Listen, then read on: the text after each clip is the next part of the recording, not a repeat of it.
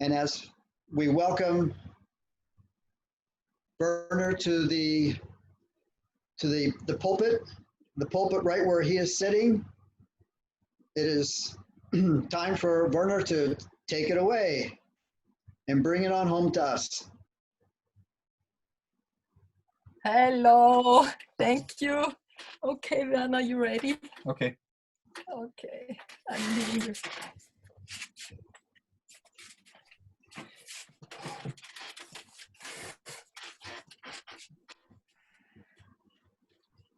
Okay. So good morning, spiritual family and friends, and thank you for allowing me to be here today.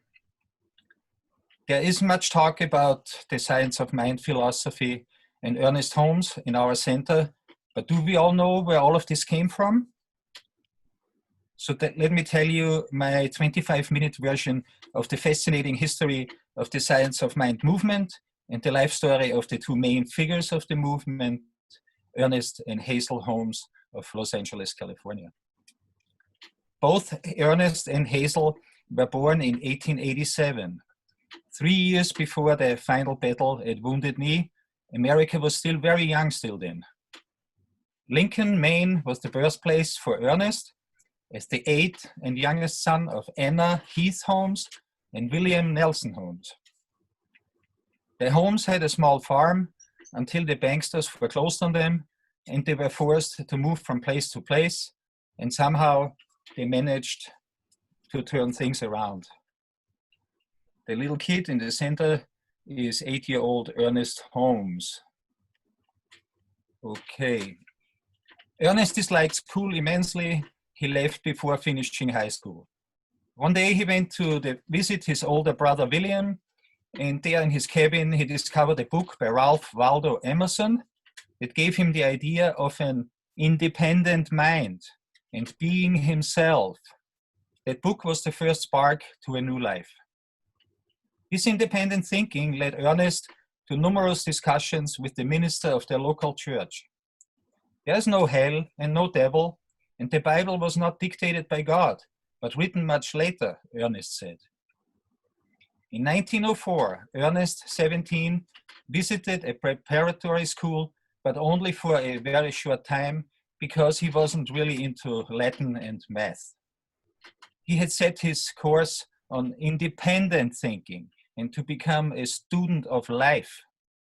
The following year, Ernest moved to Boston, where he worked in a butcher shop for a while, and in the nearby library, he discovered New Thought, literature by Phineas Quimby and others. The underlying idea of New Thought was that the human mind is fundamental and causative, which means there is a cause and also an effect. It attempted to show how thoughts of health, wholeness, and success create the corresponding realities. The main emphasis was put on healing mind and body, and according to their thinking, dis-ease is the result of the misuse of the mind. After hearing Mrs. Leland speak in church, Ernest enrolled in the Leland Powers School of Dramatic Expression in Boston. He learned how to speak, entertain, and perform. Mrs. Powers felt Ernest has a good voice and a unique expressiveness with his hands. Next came Mary Baker Eddy's Sunday church services and her famous book describing the mental healing practices of Christian Science, a milestone for Ernest. Slowly, Ernest started developing ideas of his very own philosophy, and he called it the science of mind. And he developed his very own mental healing technique, which he called spiritual mind treatment. This was Ernest at age 24. In 1912, at age 25, Ernest left Boston for California to visit his beloved mother Anna and his brother Fenwick, who was a minister of a newly built church in Venice, down by the ocean where the rainbow ends. Ernest worked as park director and as agent for the city of Venice for 3 years. This is Ernest in Venice with his mother and his brother Fenwick. In the nearby city of Angels, Ernest discovered a metaphysical library and more New Thought literature, especially Troward, whom Ernest adored. One day, one of Ernest's visitors inquired about the unique books of Ernest on Ernest's desk, and Ernest's explanation triggered a series of lectures all the way down to the LA City Library. And soon Ernest had up to 15 lectures going each week, all over Los Angeles. Ernest was amazed about the interest he generated in metaphysics and New Thought, and he went back east a few times, beginning with 1919, to test the spiritual climate there. And every time he gratefully returned to California, the Mecca of the alternative spiritual world in the Occident. The spiritualists and the theosophists, the Rosicrucians, Krishnamurti, Yogananda, Dingley May and his city of mental physics in Joshua Tree, and a host of others competed with each other in the former empire of Amazon Queen Califia for their spiritual paradise in the sun. In 1924, Ernest visited and studied deeper spiritual philosophy of life with the famous mystic Emma Curtis Hopkins. Her book, High Mysticism, was a big influence on Holmes. Hopkins, Holmes said, had a transcendence about her that one could feel. At one point, Ernest and Fenwick operated a fancy sanatorium in Long Beach. There they practiced spiritual mind treatment on people that suffered from ennui, a diagnosed disease back then for those that had lost their purpose or meaning in life. And they treated shell-shocked World War I veterans. PTSD was a new disease born out of the first fully industrialized war. This successful sanatorium bored the intellectual minister Fenwick, and they gave it up. Ernest kept on lecturing wherever and whenever he could. He began to rent theaters, first small ones, then bigger ones. And sometime in between all of this activity, Ernest traveled to the Northwest to meet with Agnes Galen.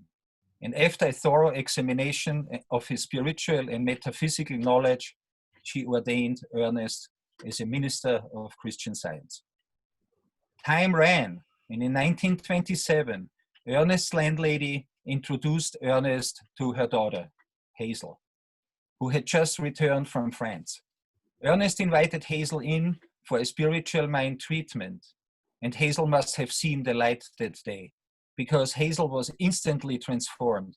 And soon thereafter, she started studying Ernest's science of mind philosophy, and they started dating. And the very same year, in 1927, they got married. Both were 40. This is Ernest and Hazel in their backyard of their home. Their spiritual journey together began.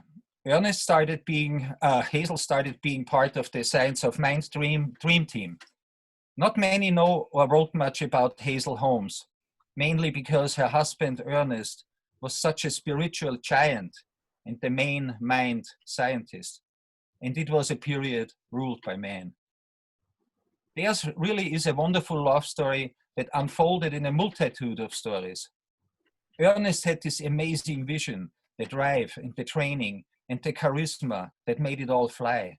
Hazel and her clan had those amazing contacts, the money, the style, the energy and drive, everything. It was them together who envisioned, created, operated, and maintained this amazing and most incredible spiritual machine. The full realization of the science of mind philosophy, the finely tuned practice of spiritual mind treatments, including an endless line of successful demonstrations, the creation of the Church of Religious Science, the healing and teaching organization, the trained practitioners and ministers, all those wonderful publications, the Science of Mind magazine, the radio shows, all that public relations work, everything the spiritual enterprise needed to grow was accomplished by the two of them leading. Yes, Ernest started it all with the idea he borrowed from the New Thought philosophy of Emerson and Quimby and others, and from Mary Baker Eddy's spiritual healing book. But Hazel was instrumental in all facets of this enormous enterprise, beginning with 1927, and a very powerful guiding force behind it. It really was Hazel that spun this intricate web around Ernest. She was known as a very able clairvoyant. Hazel was committed to the cause. She was a very successful spiritual mind treatment practitioner. Her mother too, and many of their friends. Ernest's mother, who started practicing at the age of 66, was practicing until the age of 98. It was infectious, like a good virus. Also in 1927, they incorporated the Institute of Religious Science and School of Philosophy as a non-profit religious and educational organization in the state of California. And they started publishing the Science of Mind magazine, which exists for 93 years now. Hazel was a contributing writer beginning with 1927. The Duchess, they called her. Hazel was born into a sun-filled paradise with a silver spoon in her hand. Never seen without a hat or gloves, she was a true it woman of Los Angeles of the golden era. Hazel was a rich and cultured widow. She studied music and opera singing in Paris in her youth. Her mom was a wealthy LA landlord. They knew everybody in LA. That was anybody in the movie making and real estate developing industry. Ernest himself generated many clients out of this pool. That little something that Hazel chipped in helped the Science of Mind movement considerably. And Ernest and Hazel were beautiful to look at, designed by spirit and driven by divine guidance. Their charismas complemented each other. Seeing them cruise the LA boulevards in their open car was pure eye candy. The large and often extended family Holmes family lived in a 26-room brick mansion on Lorraine Street in Los Angeles. They had a cook and gardener, Lena and Webb. Often Ernest would invite people over for dinner. Fenwick was the soft-spoken intellectual vegetarian. Ernest was the renegade ham and roast guy. We all were one big spiritual family, a former employee said. The 667-page Science of Mind book Ernest had worked on for years was also published in 1927. It was a very big success. Soon followed a second and third printing. My own workbook is the 25th printing from August of 1957. Ernest started out with training 35 students as future practitioners in the Science of Mind philosophy and in understanding spiritual mind treatments.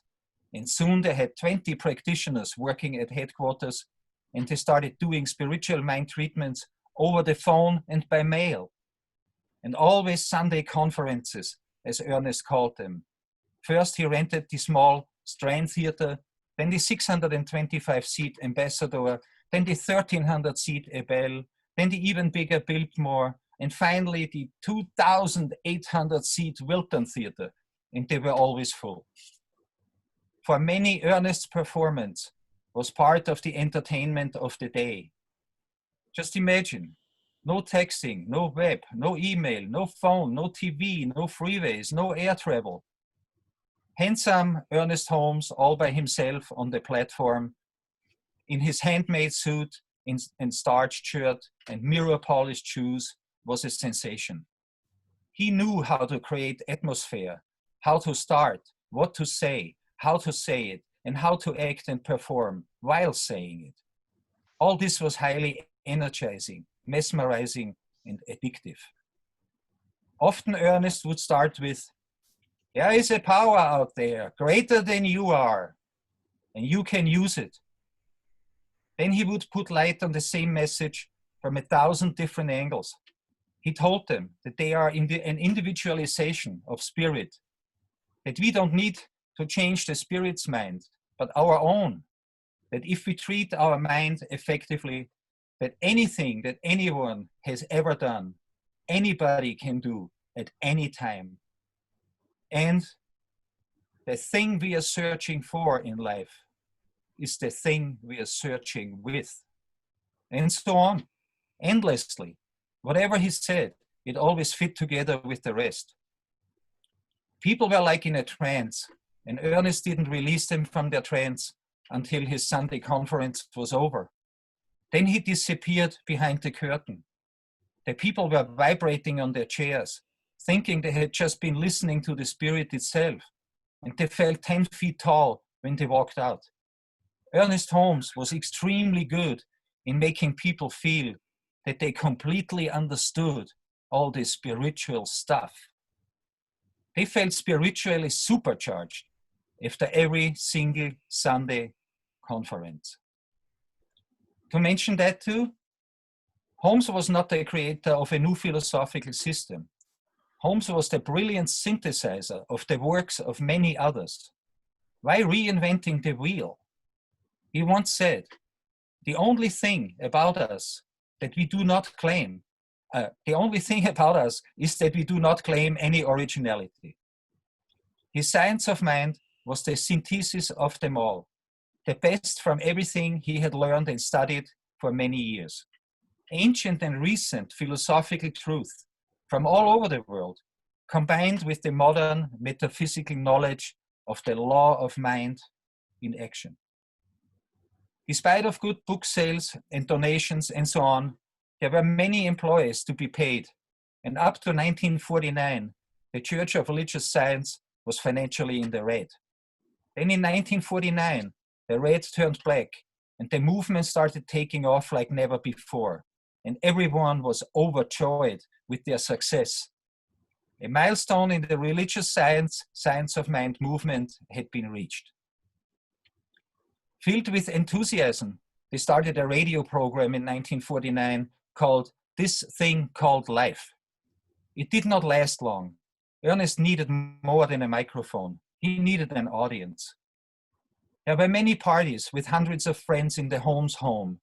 Friends like movie icon D.W. Griffith, the Maharishi Mahesh Yogi, the California Governor Goodwin Knight, Jean-Paul Getty, Cary Grant, Doris Day, Mickey Rooney, Robert Stack, and an endless list of others were amongst their close friends.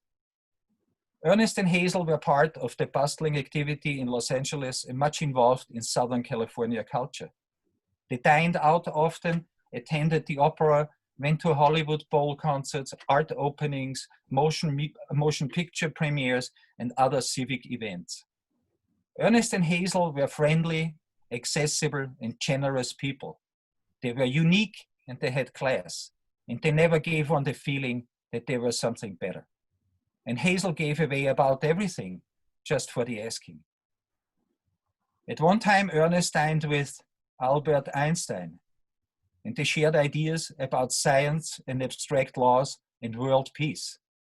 Ernest told Albert, give them time and physics and metaphysics will use the same textbooks.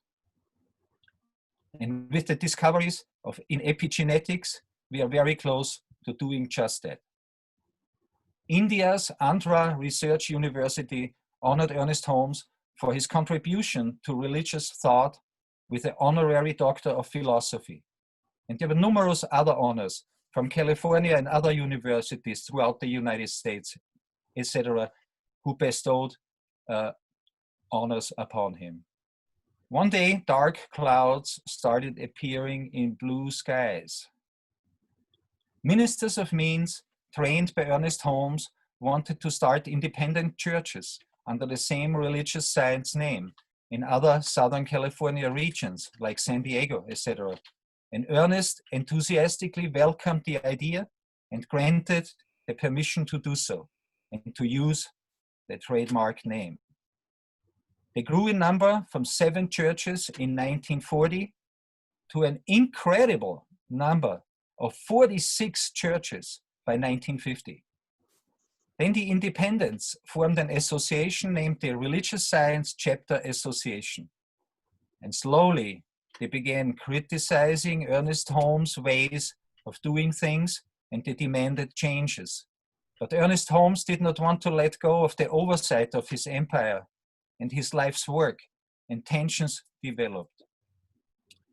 Then a part of the members of the Religious Science Chapter Association churches incorporated with the religious science name and formed the International Association of Religious Science Churches, the IARSC, which began functioning on January 5, 1949. They had their own constitution and their own bylaws.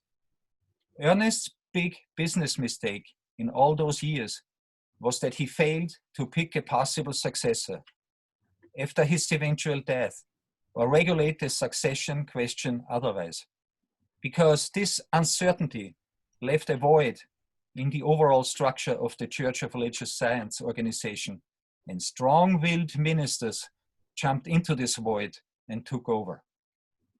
The tensions reached a peak when a 4-day session was held on January 4 to 8, 1954, with all involved practitioners and ministers from all churches present, and Ernest Holmes and all others attending.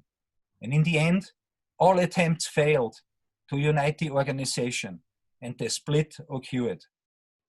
Ernest Holmes was depressed over the split of his beloved organization into 2 organizations, and so was Hazel, I'm sure, but nobody ever wrote much about Hazel.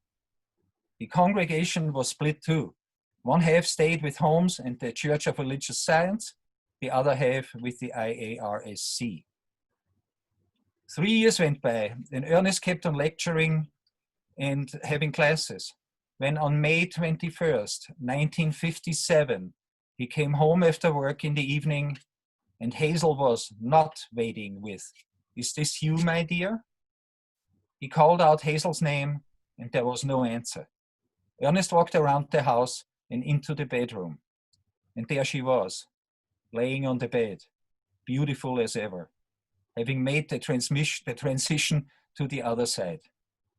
He's so alive and so beautiful, so stylish and charming, so creative and generous and lovable. Hazel Holmes was no more. A memory of the most beautiful and joyful times only. Hazel was 70. This was Hazel Holmes in her youth. Ernest was devastated. His life had emptied. His spirit darkened. Head down, he walked around his beautiful but silent and dark and empty 26-room mansion, talking to himself. This is terrible. This is so terrible. Ernest did not want to continue living after Hazel's death. He hired a medium for the purpose to communicate with Hazel, but he never received any clear messages, he said. This was Ernest after Hazel's death with his beautiful Cadillac. In 1960, the most beautifully designed Founders Church of Religious Science in Los Angeles was dedicated and opened to the public. It was called Founders Church because Ernest Holmes did not want to have it named after him. Dr. Ernest Holmes gave a long speech. The largest Wurlitzer organ in the entire world was dedicated to Hazel Holmes. A dream found its material manifestation. But the church was really the idea of someone else. Holmes himself never wanted a church, and he never had a church throughout his 30-year career. Holmes liked theaters. This is a detail of the Founders Church in Los Angeles, a photo that I took. This is the Founders Church altogether. What a huge thing it is. Okay. Highly intelligent as Ernest was, he was well aware that he was looked at as a rebel as far as Orthodox religion is concerned. The Institute of Religious Science was not a religious organization or church, he pointed out 1,000 times in the early days. It subscribes to no creed, custom, or ritual. Ernest felt that there were too many churches, and the word church in Church of Religious Science, he was talked into for legal purposes, but he managed to leave the word church out in the bylaws. Ernest Holmes said it best by saying, "I thank the spirit that is, that the God most people believe in is not." At the dedication speech of Ernest Holmes for the new religious science church in Whittier, California, in February of 1960, Holmes took an unusual long pause after his speech while staring at the audience and finally saying, "I'm beyond words. I have no more words for you. It's here. It is here. This was Dr. Ernest Holmes' last public appearance. 3 months later, Ernest Holmes had a massive stroke. His physician of many years, Dr. Omar Farid, attended him, and on April 7, 1960, Dr. Ernest Holmes moved on to join his so beloved Hazel in eternity. Ernest was 73. An era came to an end. Reverend Dr. William Hornaday, who was with the Church of Religious Science for a very long time, took over the services and carried it on until 1992. Then Reverend Arthur Chang took over. This was the final picture of Ernest Holmes. In 2011, 50 years after the split, the dark clouds in the blue sky started disappearing, and the preparations began to unite and merge, which was then accomplished under the new name of Centers for Spiritual Living. Then another dark cloud formed in the form of a legal battle over the ownership and use of the so beautiful and valuable Founders Church in the Wilshire district. And after the Board of Trustees had fired Minister Arthur Chang without prior approval of the church membership. 2 court cases were pending when I stopped researching. There should be decisions and newer developments by now. None of this will affect us. The 2 largest churches affiliated with the Church of Religious Science, EA, the Centers for Spiritual Living, are the Mile High Church in Denver, Colorado, and the Agape Church on Wilshire Boulevard in Beverly Hills.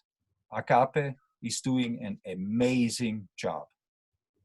The movement that Ernest and Hazel Holmes started has 170 or more congregations now, and here in Yucca Valley, California, we are quite possibly the oldest one in the desert region. Our spiritual center was started in 1964 by Dr. William and Mary Spalding of Beverly Hills, California.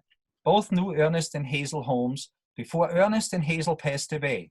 Our center in Yucca Valley started operating in its current location on Bannock Trail in 1972 by purchasing and converting a single-family residence with the help of volunteers. In 2 years, we will celebrate our 50th anniversary of having our center in this same location.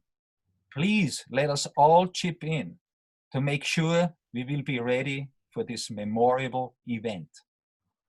There is no doubt that Ernest Holmes was a central figure in the emerging spiritual consciousness of the 20th century, and the science of mind philosophy is recognized as one of the leading viewpoints in modern metaphysics and spiritual philosophy.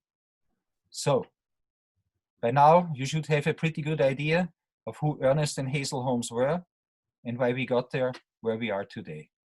Remember, it all started with new thought, with looking at and seeing things in a new way. I know it was a bit long, but now you know the history. Thank you all for having me. May the Divine Spirit bless you all. Thank you. Wonderful. Wonderful. As always, I knew that you would do a great job in researching the history of the science of mind. Science of Mind really is the name of the book, but the Church of Religious Science, of course, is the whole movement. And I have to say is that, you know, having been trained as a spiritual practitioner in the movement of Agape in Los Angeles, is that I never got the historical background that you presented today. So thank you very much, because it really lets us know, you know, where started and, you know, and how it all developed.